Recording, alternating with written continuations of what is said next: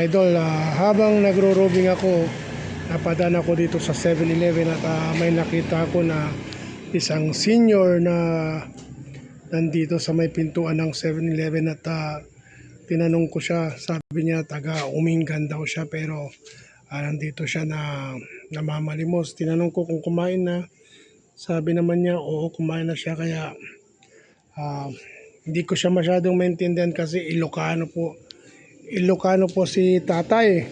Yan, taga po Umingan daw. Yan, sa mga taga Umingan na followers ko, baka kilala nyo si Tatay Pascua. Yan. Abutan po natin siya ng konting tulong. No?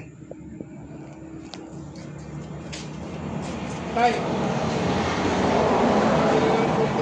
Tulong ha? Saan ka umuwi? Umingan. Ha? Bigat naman ito. Kasi na, ang layo-layo ng Umingan sa Mapandan. Ha? Kasi ng pera ha? Pagpilo mo ng pagkain ko. Wala na. 200. Bantay. Yeah, 100 yung dalawa. Kingkuntap. 200. 200 ilagay mo dyan. Baka mawala mo pa ha. Tapos tago mo, pambili mo ng pagkain mo. Hindi ko alam kung paano pa uuwi. Bigat. Ha? Bigat.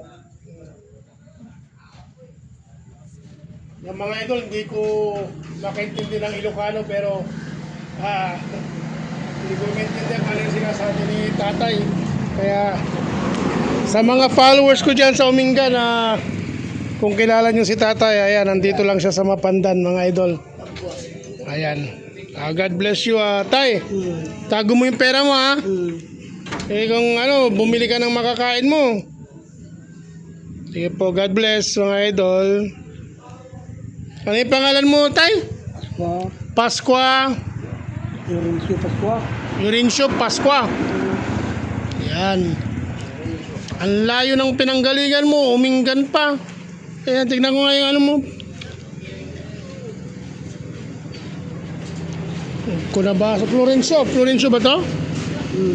Ayan, Florencio Pascua. Ayan mga idol. Sa mga taga Umingan na nakakakilala kay tatay, ayan, nandito lang siya. Kaya hindi ko alam kung saan siya tumutuloy. Pero dito lang siya nagtatambay sa may 7-Eleven mga idol. Yan, ingat po tatay ha. Sige.